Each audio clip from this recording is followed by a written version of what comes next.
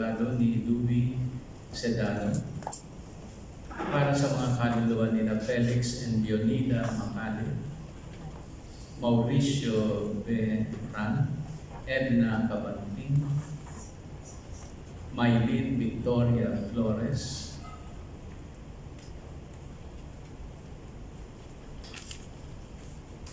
Rogelio Capistrano, for the soul of Alfredo Torres. Sa ngalan ng Ama at ng Anak at ng Espiritu Santo. Amen. Ang papapala ng ating Panginoong Jesucristo, ang pag-ibig ng Diyos Ama, at ang pakikipagkaisa ng Espiritu Santo naway sumainyo lahat. At sumainyo rin. Magandang mainit na hapon sa inyong lahat, mga kapatid. Magandang init na hapon. Batiin din natin ang bawat isa na magandang kapasahapon.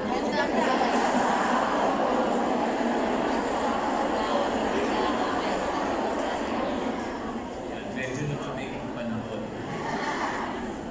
Mga kapatid, sa misang ito, sa ating Ebanghelyo, susuriin natin ang ating sarili. Titingnan natin ang ating sarili kung bilang mga kaanib na angkan ng Diyos sa pagpapahayag ng mabuting balita ng Panginoong Diyos at sa pagpapakita, pagpaparamdam sa lahat ng uri ng tao na nandito na nararamdaman natin, nakikita natin ang kaharian ng Diyos. Tayo ay tinawag ng Diyos bilang kanyang mga tupa. Pero sa mga pagkakataon na kung saan ay minsan naging asong gubat tayo, sa English pa, wolf. Tingnan natin ang ating sarili kung sa buong linggong ito ay naging sino tayo. Tayo ba ay naging mabuting tupa? O tayo ba ay nag-asa bilang mga asong gubat?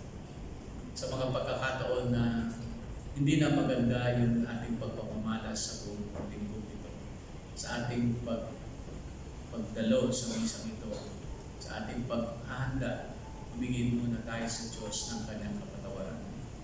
Inaamin ko sa mga pangyayari ng Diyos at sa inyong mga kapatid na lupa ang nagkasala sa isip, sa salita at sa gawa, at sa aking pagkukulang. Kaya sinasama ko sa mga Birheng Maria, sa lahat ng mga anghel at mga banal, at sa inyong mga kapatid, na ako'y ipanalangin sa Panginoong ating Diyos. Kaawaan tayo ng makapangyarihang Diyos, patawarin tayo sa ating mga kasalanan, at patnubayan niya tayo sa buhay na walang hanggan. Amen.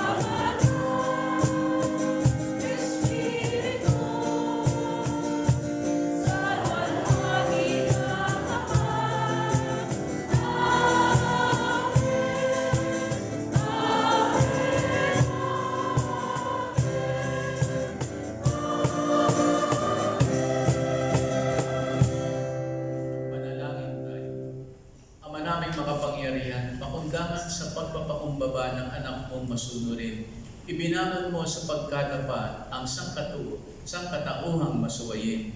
Ipagkaloob mo sa amin ang banal na kagalakan upang kaming sinagip mo sa kaalipinan ay magkamit ng iyong ligayang walang katapusan sa pamamagitan ni Jesucristo kasama ng Espiritu Santo magpa sa walang hanggan. Amen. Inilalarawan ng Diyos ang Jerusalem bilang isang anak na matagal na naghihirap. Tatayo ang Diyos bilang ina na mag-aaruga sa kanyang bayan. Pakinggan po natin ang unang pagbasa. Pagbasa mula sa aklat ni Propeta Isaías. Magalak ang lahat. Magalak kayo dahil sa Jerusalem. Ang lahat sa inyo na may pagmamahal, wagas ang pagdinig. Kayo'y makigalak at makipagsaya. Lahat kayong tumangis para sa Kanya. Tatamasahin ninyo ang kasaganaan niya, tulad ng sanggol sa dibdib ng kanyang ina. Sabi pa ng Panginoon, padadala kita ng walang katapusang pagunlad. Ang kayamanan ng ibang bansa ay dadaloy sa iyong tila agos ng ilog. Ang makakatulad mo ay sanggol na buong pamamahal na inaaruga ng kanyang ina. Aaliwin kita sa Jerusalem, tulad ng pag-aliw ng ina sa kanyang anak. Ika'y magagalak pag nakita mo ang lahat ng ito. Ikaw ay lalakas at lulusog. Sa gayon, malalaman mong akong Panginoon ang kumakalinga sa mga tumataliman sa akin. Ang salita ng Diyos. Salamat sa Diyos. Sa kalupaang nilalang, galak sa puoy, isigaw. Sa kalupaang nilalang, galak sa puoy, isigaw. Sumigaw sa galak ang mga nilalang, at purihin ang Diyos na may kagalakan. Wagas na papuri sa Kanya'y ibigay. Ito ang sabihin sa Diyos na dakila, ang mga gawa mo ay kahanga-hanga. Sa kalupaang nilalang, galak sa puoy, isigaw. Ang lahat sa lupa, ika'y sinasamba. Awit ng papuri, yaong kinakanta. Ang iyong pangalay, pinupuri nila. Ang ginawa ng Diyos, lapit at pagmasdan. Ang kahangahangang ginawa sa tanan. Sa kalupaang nilalang, galak sa puoy, isigaw. Naging tuyong lupa kahit yaong tubig. At ang nuno natin ay doon tumawid. Kaya naman tayo'y magalak ng labis. Siya'y naghaharing, may lakas ang isip. Sa kalupaang nilalang, galak sa puoy, isigaw. Lapit at makinig ang nagpaparangal sa Diyos, at sa inyo'y aking isasaysay ang kanyang ginawang mga kabutihan. Purihin ang Diyos, siya'y papurihan.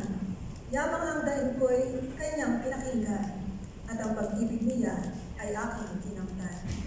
Sa kalupaang nilalang, galak sa puoy, isigaw.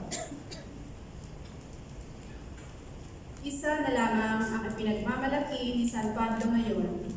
Ang krus ni Jesucristo, ang krus na nagdulot ng kaligtasan sa lahat ng tao. Pakinggan po natin ang ikalawang pagbasa. Pagbasa mula sa sulat ni Apostol San Pablo sa mga taga-Galacia. Mga kapatid, ang krus lamang ng ating Panginoong Jesucristo ang siya kong ipinagmamapuri, sapagkat sa pamamagitan ng kanyang krus, ang sanlibutan patay na para sa akin, at ako'y patay na para sa sanlibutan. Hindi mahalaga kung tuliman o hindi ang isang tao. Ang mahalaga ay ang pagiging bagong nilalang sa lahat ng namumuhay ayon sa tuntunin ito at sa mga nananatiling tapat na bayan ng Diyos. Naway sumaka nila ang kapayapaan at pagpapala ng Diyos. Kaya mula ngayon, huwag nang dagdagan ninuman ang aking tiisin. Sapat na ang mga pilat ko para makilala ako'y alipin ni Jesus. Mga kapatid, sumainyo nawang lahat ang pagpapala ng ating Panginoong Jesucristo. Amen. Ang salita ng Diyos. Salamat sa Diyos.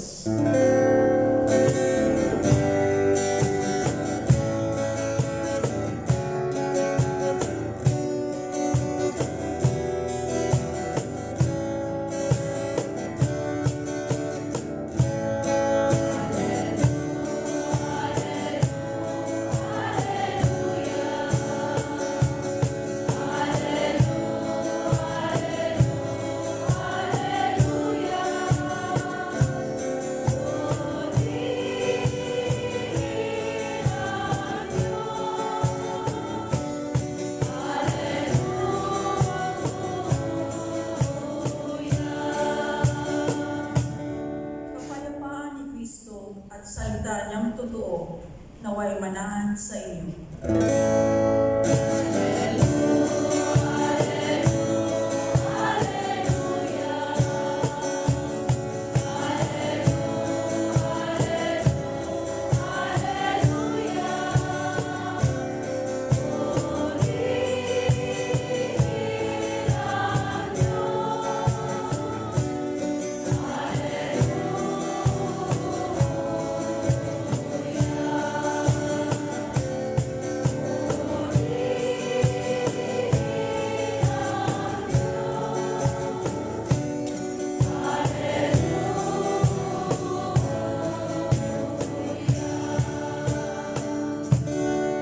Sumainyo ang Panginoon. Ang mabuting balita ng Panginoon ayon kay San Lucas. Papuri sa iyo, Panginoon. Noong panahong iyon, ang Panginoon ay humirang pa ng 72. Pinauna niya sila ng dala-dalawa sa bawat bayan at puok na patutunguhan niya. Sinabi niya sa kanila, "Sagana ang aanihin, ngunit kakaunti ang mga manggagawa. Idalangin ninyo sa may-ari na magpadala siya ng mga manggagawa sa kanyang bukirin. Humayo kayo.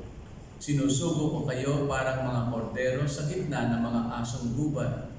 Huwag kayong magdala ng lumbutan, supot o panyapak. Huwag na kayong titigil sa daan upang makipagbatian kanino man. Pagpasok ninyo sa alinmang bahay, sabihin muna ninyo, maghari nawa ang kapayapaan sa bahay na ito. Kung maibigin sa kapayapaan ang nakatira roon, sa kanila ang kapayapaan. Ngunit kung hindi, hindi sila magkakamit nito. Manatili kayo sa bahay na inyong tinutuluyan. Kunin ninyo at inumin ang anumang idulot sa inyo, sapagkat ang manggagawa ay may karapatang tumanggap ng kanyang upa. Huwag kayong magpalipat-lipat ng bahay. Kapag tinanggap kayo sa alinmang bayan, kanin ninyo ang anumang ihain sa inyo. Pagalingin ninyo ang mga may sakit doon at sabihin sa bayan, nalalapit na ang paghahari ng Diyos sa inyo. Ang mabuting balita ng ating Panginoon. Pinupuri ka namin, Panginoong Jesucristo. Maliwanag naman siguro yung pakay ng ating Panginoong Diyos, yung kanyang intensyon, kung bakit higit pa sa 12 apostoles, ay nagdagdag pa siya ng 72, sapagkat sabi nga niya, masyadong malaki ang aanihin, pero kakaunti ang mga manggagawa. Napakalaki ng nais na mangyari ng ating Panginoong Diyos sa pagpapakalat ng mabuting balita at sa pagtataguyod ng kaharian ng Diyos sa lupa. Hindi higit si Jesus at ang kanyang 12 piniling mga apostoles, bagkus nagdagdag pa siya ng 12. Tayo ba ay kabilang sa 12 sa pangkasalukuyan? Opo. At ano ang ating karapatan na masabi na tayo ay kabilang din sa 72 sa ngayon na pinili ng ating Panginoong Diyos at sa mga susunod pang mga taon na kung saan ay mas lalaki pa ang aanihin at kakailanganin pa ng mas maraming tao na mag-aanin. Mga kapatid ko sa pananampalataya, sa pamamagitan ng ating binyag at ng ating kumpil, ay meron tayong karapatan na tanggapin ang hamon ng Diyos na mapabilang sa mga tao na nagpapahayag ng mabuting balita sa pamamagitan ng kanilang mga salita at sa pamamagitan ng kanilang mga gawa. Nasa punto tayo ng Ebanghelyo na kung saan ay pinanguna muna ni Jesus ang 12 at ang 72 upang magbigay testimonyansa na darating si Jesus. Sila ang mangunguna upang kanilang ipamalita at upang ihanda ang mga tao para sa pagdating ni Jesus ay handang-handa silang tanggapin si Jesus. Nasa punto tayo ng Ebanghelyo na kung saan pagkatapos ng ilang panahon ay pinatawag muli ni Jesus ang 72 at nais niyang tipunin sila at madinig sa kanilang mga naging karanasan sa kanilang pagpapahayag ng mabuting balita. Sinabi ni Jesus sa kanila, huwag kayong magdadala ng anuman kasi yung pupuntahan ninyo ang mga taong magpo-provide sa inyo ng inyong pangangailangan. Ikalat ninyo sa bawat mga tahanan na tatanggap sa inyo at manatili sa bawat tahanan ang tinatawag na biyaya ng kapayapaan. Pero kung hindi tatanggapin ang kapayapaang iyan, dalhin ninyo sa iba na tatanggap sa grasya ng kapayapaan na iyan. Kung tayo yung 12 sa kalukuyan at ngayon ay tinitipon ni Jesus, gaya ng pagtitipon natin sa hapong ito, upang sabihin kay Jesus, Panginoon, ito po yung aking naging karanasan itong buong linggo. Anong naging karanasan ninyo buong linggo bago pa kayo pumasok muli dito sa simbahan? Naging maganda ba ang nangyari itong linggong ito, nakalipas na linggo? Sa ating role, no, na kung saan tinawag ni Jesus yung 12 na pagpunta ninyo doon, pumunta kayo doon bilang mga tupa. Sino ba ang tupa? Si Jesus. Pero tayo rin ay tinawag ni Jesus upang maging tupa sa mga tao. Ano ang katangian ng isang tupa? Yung tupa, tahimik. Yung tupa, mapagmahal. Yung tupa, may sapat na pasensya. At yung tupa ay may sapat na kaalaman. Hindi ito magagalitin. No? Hindi ito impatient. Hindi ito yung ang bilis umakyat ng blood pressure. Meron pala nasabing hindi maganda, nagre-react agad, reactionary. Saka, hindi siya palaban. Tahimik lang yan. Gagawa at gagawa yan, pero kaunting salita lang. More on actions, less of words. Nakaiba sa ibang uri ng opposite of ng tupa ay ang asong gubat. Ano yung asong gubat? Yung asong gubat, mataray. Ewan ko sa lalaki, mataroy siguro. Tapos, madaling mainis. Madaling mainim. Madaling maubusan ng pasensya. Alam nyo, may mga nakarating na balita sa akin na yung iba sa inyo, itong linggong ito, hindi maganda. Na yung iba, no, in fact, humabol pa kagabi. No? May mahabol pa kagabi. Tumawag yung mister. Kakamustahin si Mrs. kasi birthday ni Mrs. na following day.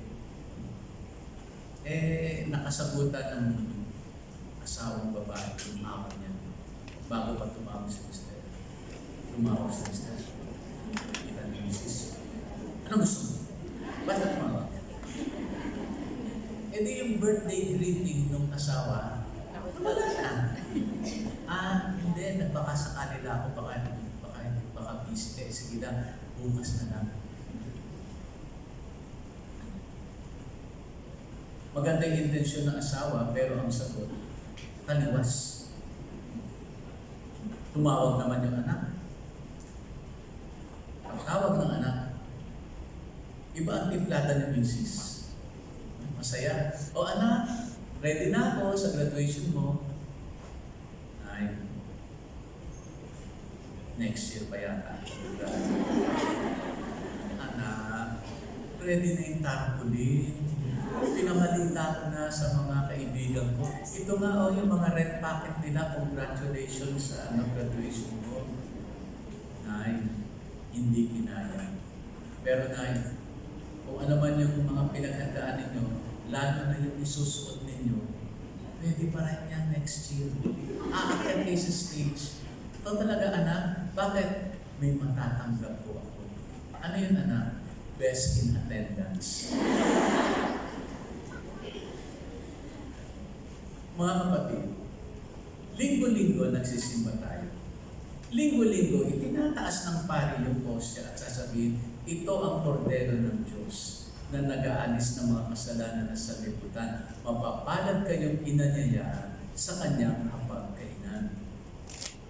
Pagkatapos ng komunyon at pagbigay ng pari ng panghuling bendisyon sa atin, paglabas natin ng timpunan, patuloy ang paggabay ng Diyos. Sapagkat kinain na natin si Kristo, naging parte na siya ng ating sarili. Linggo-linggo ginagawa natin ito. Ang tanong, nakikita ba ng mga tao ang Diyos na tinatanggap natin? Nakikita ba nila ang kordero ng Diyos sa ating pananalita at sa ating mga gawa? O nakikita ng tao ang ibang uri na hindi tupa o hindi nakikita nila sa atin ay pagiging isang asong gubay. Na minsan tayo ay kordero at minsan din tayo ay asong gubay. Itong linggo nito, sa inyong pagkakaupo, nandito ang Panginoon. At tinawag niya tayo muli upang magkatipon. Anong sasabihin natin sa Diyos sa linggo ito? Lord,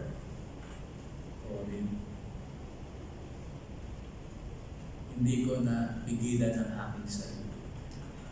Naging asong gubat ako. In fact, bago na ako pumasok dyan, nakita ko yung isa pang asong gubat. Yung kaaway ko. At yung dapat na upuan na para sa akin sa front seat, yan ang labis kong ikinagalit. Kasi reserve na sa akin, bakit siya sa dami ng simbahan, dito pa talaga nagsimba? Siguro gusto na makipag-arreglo sa akin, kaya naman. Pero Lord, hindi pa ako ready. You become what you receive. Kung ano yung tinatanggap natin, kung ano yung napapakinggan natin, yun nagiging tayo. Kaya naman linggo-linggo, ang marami sa atin ay pipilitin at pipilitin, bibigyan ng priority na kayo ay makadalo sa banal na misa sapagkat sa pagtanggap natin kay Kristo, tayo ay binabago ng Diyos. At malaki na ang pinagbago ng ilan sa inyo. In fact, yung iba sa inyo, talagang ng inyong sarili upang maglingkod dito sa St. Joseph. Yung mga tumakanta dito, yung mga nagbabasa dito, yung mga nagsisilbi dito sa altar, yung mga nagwe-welcome sa inyo. Dati sila ay mga asong gubat. Pero ngayon, mabuting pasto. Mabuting mga tupa. Sila rin ay dumaan sa iba't ibang uri ng mga hamon sa buhay. Pero nabatid nila na kailanman ay hindi sila iniwan ng Diyos. Alam niyo, napakaganda yung imahe ng footprints in the sand. Kung kayo'y familiar dyan. In fact, abit yun. Saka yung mga nakasulat yun. Pero in short, minsan magtataka tayo sa daan ng ating buhay na minsan kitang-kita natin ang Diyos at nararamdaman natin sa Diyos. Kasi sa daan ng buhay nakikita natin 4 na yapak. Yung mga yapak natin at kasama natin ang Diyos. Pero umaabot tayo sa punta ng ating buhay na kung saan nagiging asong gubat tayo at nakakalimutan natin na tayo ay mabuting tupa. Sapagkat nawala na ang Diyos sa buhay natin. Naging busy na tayo sa ating trabaho. Naging busy na tayo doon sa mga gusto nating mangyari sa ating buhay. Hindi natin alam na yung mga biyayang nakakamit natin ay nanggagaling sa Diyos. Akala natin ito'y bunga ng lahat ng ating pinaghirapan. Hindi. Binigyan ka ng maganda at maayos na katawan ng Diyos upang matamo mo ang mga biyaya mo. Pero kung wala ang Diyos, hindi mo makakamit. Kaya sa daan ng buhay, umabot tayo sa punto na kung saan parang gusto na natin bumitaw sa Diyos. Sapagkat may mga hamon sa buhay na ang hirap laktawan, ang hirap bigyan ng solusyon. Pero kung tutuusin natin, kung talagang titingnan natin mabuti yung mga yapak na yun, makikita natin na habang tinitingnan natin, kasama tayo sa paglalakbay, kaya lang hindi natin makita yung mga footprints natin. Ang nakikita natin, yung mga yapak ng Diyos. Nasaan ka? Bakit patuloy pa rin yung daloy ng iyong buhay? Bakit nakalalagpas ka sa ilan sa mga hamon sa buhay? We don't realize na pala, pasan-pasan na tayo ng Diyos. Pero patuloy pa rin yung lakbay ng ating buhay through thin and thick of life. Kaya nga footprints in the sand. At minsan babalik at babalik na apat na naman na yapakan nandyan. Kasi na ibinaba ka na ng Diyos kasi kaya mo na eh. Nalaktawan mo na eh sa tulong ng Diyos. At mga kapatid, sa ating pagdalo, sa linggo nito ng misa, tayo na dito upang magpagbigay ng pasalamat sa Diyos. Sa lahat ng uri ng pagpapamalas ng Diyos sa atin ng Kanyang grasya at Kanyang kabutihan. Pero nagpapasalamat din ng Diyos sa bawat isa sa inyo. Sapagkat sa pamamagitan ng bawat isa sa inyo, napalaganap ang mabuting balita. Nakita ng mga tao, through your experience, sa inyong testimoniansa, of the many presence of God, each in your own personal lives, and how many of you can serve as concrete witness na ang Diyos ay buhay, na ang Diyos kailanman ay hindi nagpapaya. Ang mga nagsisilbi dito sa ating simbahan ngayon, they are concrete witnesses that God is alive. They are concrete witnesses that God has done so many good things in their own personal lives. At sa bawat isa din sa atin, masasabi din natin that really, the reason why you continue to come to this church is because God is alive in your life. He has never been absent. Tayo lang ang minsan nakakalimot sa Diyos. And today would be a good opportunity for us to express to the Lord, Lord, sa kabila ng aking kahinaan, hindi man ako bibitaw sa iyo. In fact, in my own weakness, the more that I will hold on to you. Kasi alam ko, ikaw lang ang lahat. Ikaw lang ang tanging makapagliligtas sa akin at magsisilbing gabay ko habang ako'y nabubuhay dito sa mundo. So let us cling to God. Ibalik natin yung ating imahen bilang mabuting tupa, katulad ni Kristo. And tingnan natin, obserbahan natin ang ating sarili. Every time we receive the Word, pagkatapos na ating matanggap ang ating Panginoon Diyos, sino ka paglabas mo ng pinto mo? Ikaw ba ay mananatiling tupa? O paglabas mo ng pintong yan, tingnan natin anong magaganap. Kung lalabas at lalabas na naman ang asong lubad, huwag naman. Sana makauwi muna kayo ng bahay bago pa lumabas yun. Amen. Mag-sit na tayo lahat, sabay-sabay natin pahaya ang ating pananampalataya. Sumasampalataya.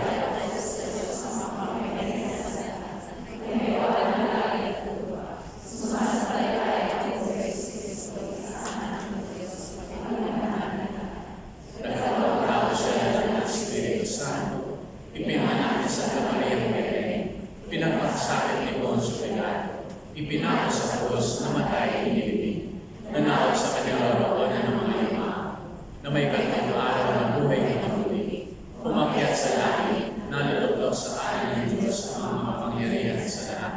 Doon magpupulang paririto at hukom sa nakabubuhay at nangamatay ng tao. Sumasampalataya naman ako sa Diyos Espiritu Santo, sa banal na simbahan Katolika, sa kasamahan ng mga banal, sa kapatawaran ng mga kasalanan, sa pagkabuhay ng muli na nangamatay ng tao, at sa buhay na walang hanggan. Amen. Ama, patuloy ka nawang magsugo ng mabubuting manggagawa sa iyong upasan. Taos puso nawa naming paglingkuran ang iyong kawan upang patuloy naming maipahayag na may tapang ang mabuting balita.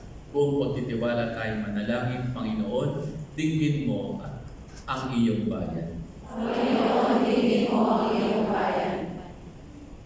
Maisabuhay nawa ng mga namumuno sa simbahan at sa pamahalaan ang mabuting balita sa harap ng kawalang tiwala, pangungutya o tuwirang pagsalungat. Manalangin tayo. Panginoon, tingin mo ang iyong bayan.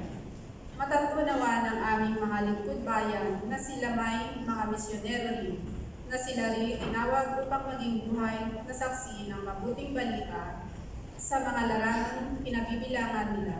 Manalangin tayo. Panginoon, tingin mo ang iyong bayan.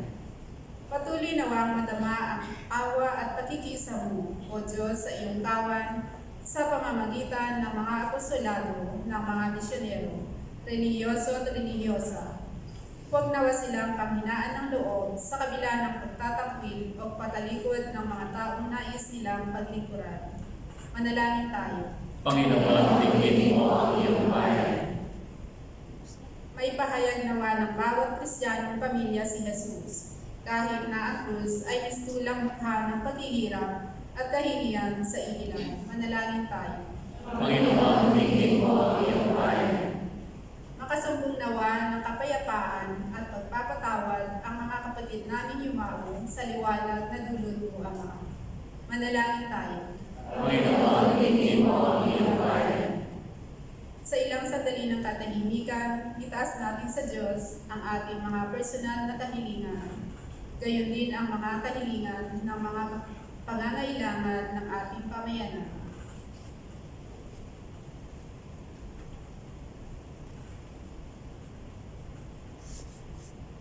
Manalangin tayo. Panginoon, tingin mo ang iyong bayan.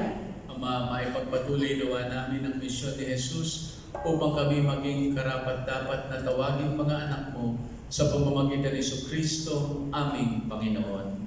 Amen.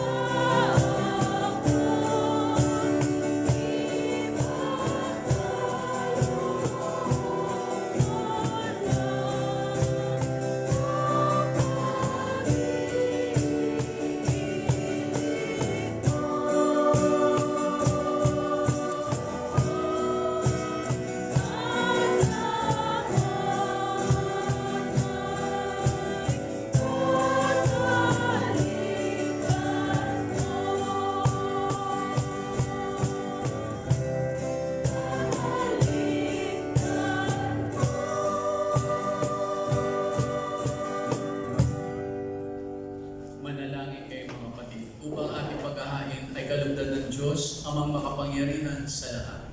Tagapintuan ng Panginoon, magpagkakarin sa iyong mga kamay, sa kapurihan niya at karangalan sa ating kapakinabangan sa buong sampayan niyang banal. Ama naming lumikha, ang paghahain namin sa iyong ngalan ay siya nawang sa amin lumalisay upang ito ay maging pagganap araw-araw ng aming paglipat sa buhay sa kalangitan sa pamamagitan ng Jesucristo kasama ng Espiritu Santo magpa sa walang hanggan. Amen. Sumainyo ang Panginoon. At sa iyo, Itaas sa Diyos ang inyong puso at diwa. itaas na namin sa Panginoon. Salamatan natin ang Panginoong ating Diyos. Marapat siya ay sasalamatan. Ama naming makapangyarihan, tunay ngang marapat na ikaw ay aming pasalamatan. Nasa iyo ang aming buhay, pagkilos at pag-iral. Sa pamumuhay namin araw-araw, tinatamasan namin ang iyong pagmamahal. Sa pag-ibig mong ipinunla sa sangkatauhan, ang Espiritu Santo ay unang aning bigay ng anak mong naglagak sa amin ng katiyakang nakalaang mabuhay kami sa piling mo kailanman. Kaya ngayon, kaisa ng mga anghel na nagsisiawit ng papuri sa iyo, nang walang humpay sa kalangitan, kami nagbubunyi sa iyong kadakilaan.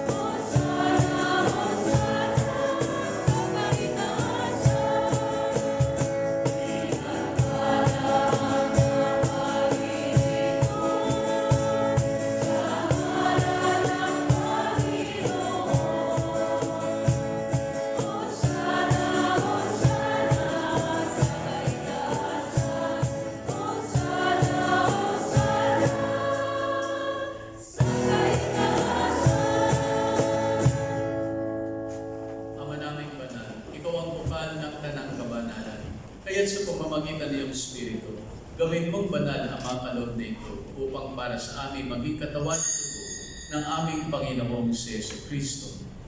Bago niya pinagtiis ang pusang loob na maging handog, hinawakan niya ang tinapay, pinasalamatan kaniya, pinaghati-hati niya iyon, iniabot sa kanyang mga lagad at sinabi, "Tanggapin ninyong lahat ito at kanin. Ito ang aking katawan na inihahandog para sa inyo."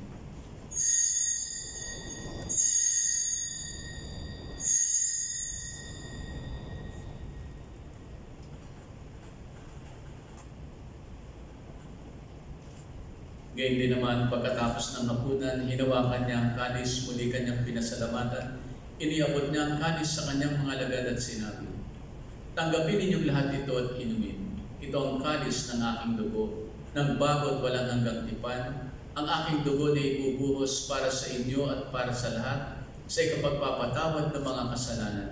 Gawin ninyo ito sa pag-alaala sa akin."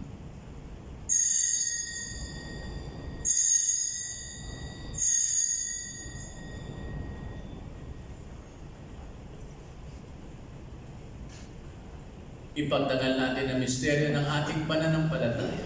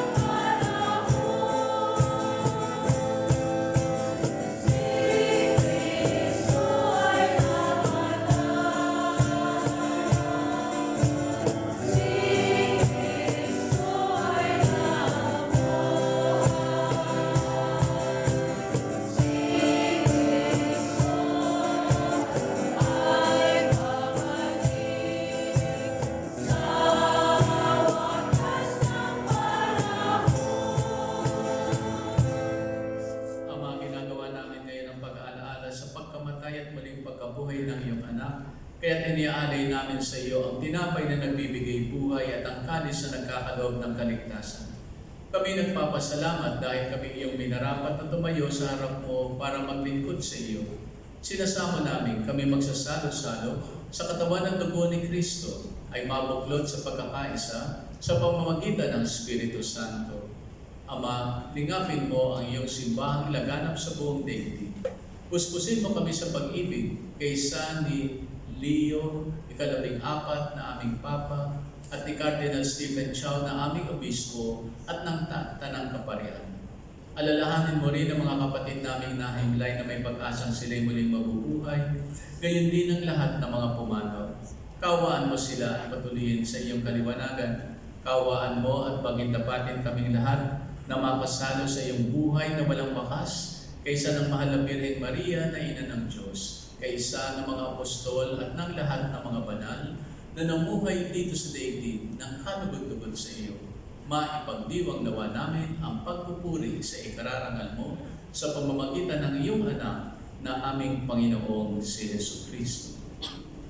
Sa pamamagitan ni Kristo, kasama niya at sa Kanya, ang lahat ng parangal at papuri ay sa iyo, Diyos sa mga makapangyarihan, kasama ng Espiritu Santo, magpa sa walang hanggan.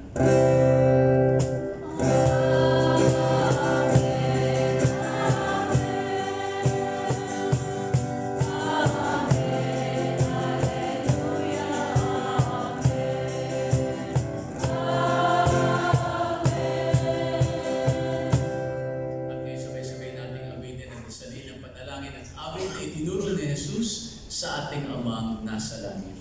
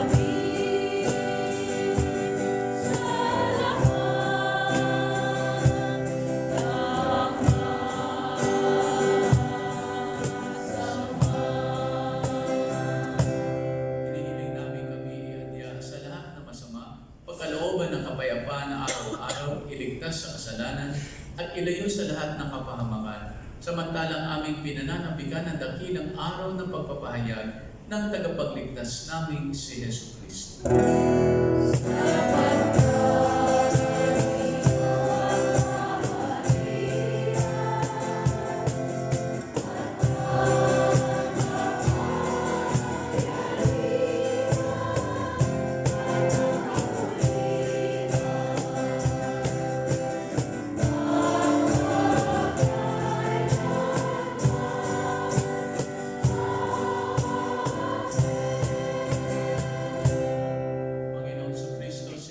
Sa iyong mga apostol, kapayapaan ang iniiwan ko sa inyo, ang aking kapayapaan ang ibinibigay ko sa inyo. Tunghayan mo ang aming pananampalataya at wag ang aming mga pagkakasala. Pagkalooban mo kami ng kapayapaan at pagkakaisa ayon sa iyong kalooban, kasama ng Espiritu Santo, magpa sa walang hanggan. Amen. Ang kapayapaan ng Panginoon ay lagi nawang sumainyo. Magbigayan tayo ngayon ng kapayapaan sa isa't isa.